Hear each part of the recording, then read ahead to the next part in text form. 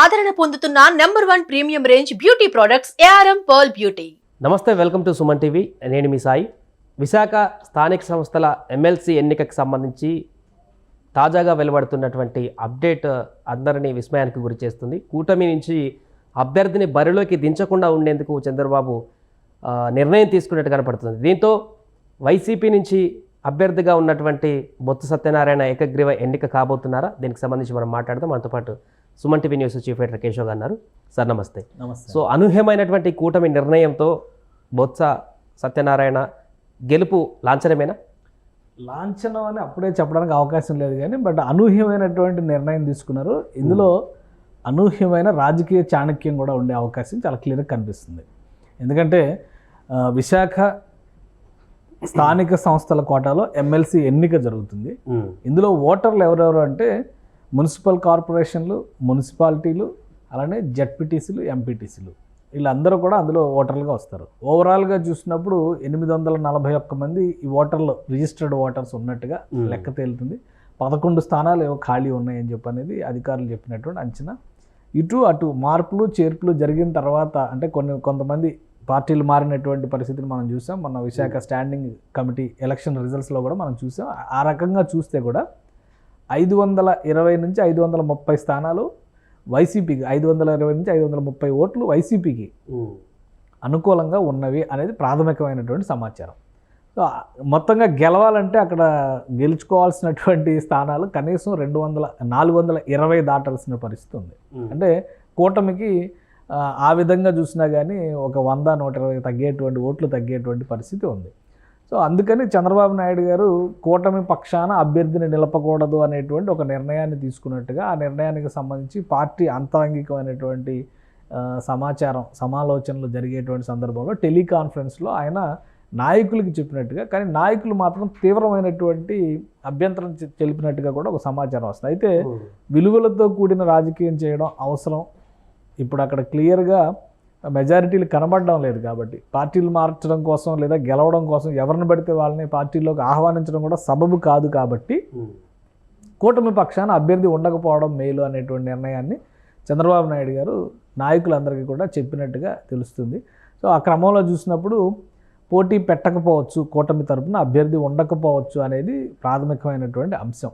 కానీ విశాఖ జిల్లాకి చెందినటువంటి కూటమి నాయకులు పోటీ పెడితే ఖచ్చితంగా గెలిచి తీరతాం, ఆత్మ ప్రబోధానుసారం ఓటు వేసేటువంటి అవకాశాలు పుష్కలంగా ఉన్నాయి, చాలామంది విపక్ష నేత తీరుపైన అసంతృప్తితో అసహనంతో ఉన్నారు అని చాలా స్పష్టంగా చంద్రబాబు నాయుడు గారి దృష్టికి తీసుకెళ్ళినట్టుగా సమాచారం ఉంది. సో ఆయన ఫైనల్ కన్క్లూజన్ ఎందుకంటే ఇంకా కొన్ని గంటలు మాత్రమే మిగిలి ఉంది. ఒకవేళ నామినేషన్ వేసేటువంటి పక్షంలో ఎవరు అభ్యర్థి ఎవరనే క్లారిటీ ఇవ్వాలి, నామినేషన్ పత్రాలు రెడీ చేసుకోవాలి, అవన్నీ తీసుకెళ్ళి సాయంత్రం 3 గంటల లోపు ఫైలింగ్ చేసుకోవాలి. కాబట్టి ఇప్పుడున్న పరిస్థితుల్లో అయితే కూటమి అభ్యర్థి నిలపకపోవచ్చు. క్లీన్ పాలిటిక్స్కి మనం ప్రజలు ఇచ్చినటువంటి అభిప్రాయాన్ని, అంటే ప్రజలు ఇచ్చినటువంటి జడ్జిమెంట్ని, తీర్పుని గౌరవిస్తూ ఈ విషయంలో రాజకీయాలకి చోటు ఇవ్వద్దు అనేటువంటి మాట అయితే చంద్రబాబు నాయుడు గారు క్లియర్గా చెప్పారు అనేది వస్తున్నటువంటి ఎమ్మెల్సీ ఎన్నికకు సంబంధించి అప్డేట్ వచ్చి చాలా రోజులు అవుతుంది. అంటే అప్పటి నుంచి కూడా స్థానిక సంస్థలకు సంబంధించినటువంటి నాయకులని తమ పార్టీలోకి చేర్చుకోలేకపోవడం కారణంగానే ఈ నిర్ణయం తీసుకున్నారనుకోవచ్చా? అంటే ఒకటి ఇక్కడ చేర్చుకోలేకపోవడం అనేది కాదు, చేర్చుకోలేదు కాబట్టే ఈ నిర్ణయం తీసుకోవాల్సిన పరిస్థితి వచ్చింది అనుకోవాలి. ఎందుకంటే అఖండమైనటువంటి మెజారిటీ కూటమికి వచ్చింది. 175 అసెంబ్లీ స్థానాల్లో 164 స్థానాలు దక్కించుకోవడం అంటే మామూలు విషయం కాదు. ప్రతిపక్ష హోదా కూడా రాని నిస్సహాయ స్థితిలో విపక్షం ఉన్నటువంటి మాట వాస్తవం ఇప్పుడు. కాబట్టి సై అంటే లిస్ట్ మొత్తం, అక్కడ ఉన్న లిస్ట్ మొత్తం ఇక్కడికి వచ్చే అవకాశాలు ఉన్నాయి. అయితే రాజకీయంగా ఎవరితో అయితే 3 నెలల క్రితం పోరాడారో, 2 నెలల క్రితం పోరాడారో, మళ్ళీ ఆ పార్టీ నుంచి పెద్ద ఎత్తున నాయకుల్ని చేర్చుకోవడం అనేది సముచితమైనటువంటి సంకేతం కాదు అనేది చంద్రబాబు నాయుడు గారు చేసిన ఆలోచన. రెండోది, అక్కడ ఉన్నటువంటి నాయకులు చాలామంది కూడా అప్పటి ప్రభుత్వం చేసినటువంటి అనేక కార్యక్రమాలకి, అనేక అరాచకాలకి, లేదా అనేక కర్తవ్యాన్ని మీరి చేసినటువంటి వ్యవహారాలకు వత్తాసు పలికిన వాళ్ళే ఎక్కువ శాతం మంది ఉన్నారు.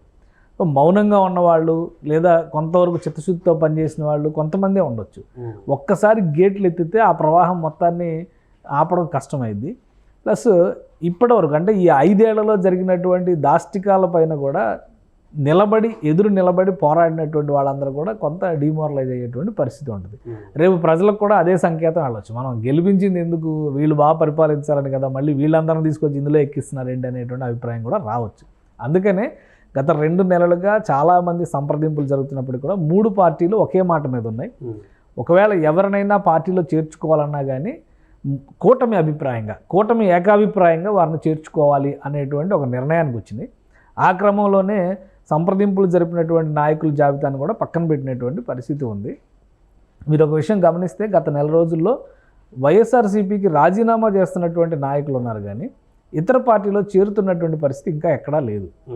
అయితే కార్పొరేటర్లు, ఎమ్మెల్యేలకు సంబంధించి అసలు చర్చే లేదు. కార్పొరేటర్లు, కౌన్సిలర్లు ఇటువంటి వాటికి స్థానిక సంస్థల ఎన్నికలను దృష్టిలో పెట్టుకుని చాలామంది వెంటపడినటువంటి పరిస్థితి. అది కూడా మార్పులు చేర్పులు విశాఖ జీవీఎంసీ పరిధిలోనే జరిగినాయి. గతంలో ఈ పార్టీ నుంచి ఆ పార్టీకి వెళ్ళిన వాళ్ళన్నా అయి ఉండాలి, లేదా ఈ పార్టీ పట్ల సానుభూతితో వ్యవహరించిన వాళ్ళన్నా అయి ఉండాలి. అలాంటి వారికి మాత్రమే క్లారిటీ ఇచ్చారు. అందుకనే ఈ చేరికల పర్వం అనేది జోరందుకోలేదు. ప్లస్ కావలసినంత మ్యాండేట్ ప్రజల నుంచి ఉన్నప్పుడు మనం మళ్ళీ ఈ చేరికలకి గేట్లు ఎత్తడం సబబు కాదనేది చంద్రబాబు నాయుడు గారి అభిప్రాయం. సో ఆ అభిప్రాయంలో భాగంగానే ఆయన పోటీ పెట్టొద్దు అనేటువంటి నిర్ణయాన్ని తీసుకున్నట్టుగా కనిపిస్తుంది. కానీ గతంలో వీరు అపోజిషన్లో ఉన్నప్పుడు, జగన్ పదవిలో ఉన్నప్పుడు ఎమ్మెల్యేకి సంబంధించిన ఎమ్మెల్సీ ఎన్నికలు జరిగినప్పుడు తమకు సరైనటువంటి సంఖ్యాబలం లేకున్నా కూడా అభ్యర్థిని పెట్టి ముందుకు వెళ్ళినటువంటి పరిస్థితి, గెలిచారు కూడా టీడీపీ నుంచి.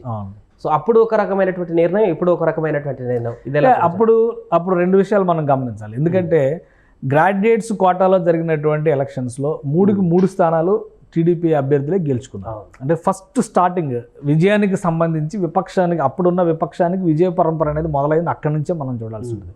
విశాఖ గ్రాడ్యుయేట్స్ కోటా గెలుచుకున్నారు. అంటే విశాఖ, శ్రీకాకుళం, విజయనగరం 3 గ్రాడ్యుయేట్స్ సంబంధించి భారీ మెజారిటీతో గెలిచారు. అలానే రాయలసీమలో ఉన్న 2 సీట్లు గెలుచుకున్నటువంటి పరిస్థితి ఉంది. కానీ ఎమ్మెల్యే కోటాలో వీరు అన్నట్టుగా 2-3 స్థానాలు తక్కువగా ఉన్నప్పటికీ, 4 ఓట్లు బహుశా తక్కువగా ఉన్నప్పటికీ కూడా పంచుమర్తి అనురాధ నామినేషన్ వేశారు, గెలిచారు అనూహ్యంగా. మొదటి షాక్ అది. ఒకటి గ్రాడ్యుయేట్స్ నుంచి వచ్చినటువంటి షాక్, రెండోది అయింది. ఎందుకంటే ముందు రిజల్ట్ ఎమ్మెల్యేలదే రిజల్ట్ వచ్చింది. సో మొదటి షాక్ అది వైఎస్ఆర్సీపీకి. ఆ తర్వాత అనర్హత వేట్లు వేయడం మొదలైంది. ఉండవల్లి శ్రీదేవి, ఆనవ రామనారాయణ రెడ్డి వీళ్ళందరూ బయటకు వచ్చారు. సో ఇది మనం చూసాం. కానీ ఇప్పుడు ఇక్కడ వచ్చేసరికి ఏం జరుగుతుందంటే, స్థానిక సంస్థల్లో ప్రతి జెడ్పీటీసీకి సంబంధించి అంటే ఒక్కొక్క యూనిట్లో 34 నుంచి 36 ఓట్లు ఉండేటువంటి పరిస్థితి ఉంది. సో అందులో ఎక్కువ శాతం గత స్థానిక ఎన్నికల్లో వైఎస్ఆర్సీపీ అధికార బలాన్ని కావచ్చు, ధనబలాన్ని కావచ్చు, కండబలాన్ని కావచ్చు ఉపయోగించి ఏకపక్షంగా స్థానిక ఎన్నికలు నిర్వహించిందనే మాట విపక్షాలు పదే చెప్పినాయి. అంతో ఇంతో కొట్లాడి పోరాడినటువంటి పరిస్థితి జనసేన పార్టీకి, కొన్ని చోట్ల బీజేపీకి, కొన్ని చోట్ల టీడీపీకి దక్కుతుంది. అసలు సర్పంచ్ ఎన్నికల్లో అయితే ఎన్నికలను బాయ్కాట్ చేసిన పరిస్థితి వచ్చింది టీడీపీకి. సో వీటన్నిటిని దృష్టిలో పెట్టుకొని చూసినప్పుడు ఇప్పుడు స్థానికంగా బలం ఇంకా వైసీపీకే ఉంది కాబట్టి ఒక్కసారి ఆ సిగ్నల్ ఇస్తే ఇది మొత్తం రాబోయేటువంటి రోజుల్లో ఇది ఒక నెగిటివ్ షేడ్ అయ్యేటువంటి అవకాశం ఉందనే ఆలోచన బహుశా చంద్రబాబు నాయుడు గారు చేసి ఉండొచ్చు. అందుకని క్లీన్ పాలిటిక్స్ అనేటువంటి దీని ఆల్రెడీ జగన్మోహన్ రెడ్డి గారు ఏం చెప్పారు, అభ్యర్థిని ప్రకటించేటప్పుడే, బొత్స సత్యనారాయణ గారిని అభ్యర్థిగా ప్రకటించేటప్పుడే ఆయన ఏం చెప్పారు, ఒక అధర్మ యుద్ధానికి తెరతీశారనేటువంటి మాట చెప్పారు. కాబట్టి ఆ విషయాన్ని దృష్టిలో పెట్టుకుని ఉండొచ్చు, లేదా దాంతో సంబంధం లేకుండా ఈ నిర్ణయం తీసుకోవచ్చు. సో ఏదైనా కానీ పార్టీ నాయకత్వం ఒక అంశాన్ని కన్వే చేసినప్పుడు నాయకులు కూడా వాళ్ళ అభిప్రాయాలను చెప్పారు. ఏం జరుగుద్ది అనేది మనం చూడాలి. అయితే ఇక్కడ ఒక ఆప్షన్ ఉంది.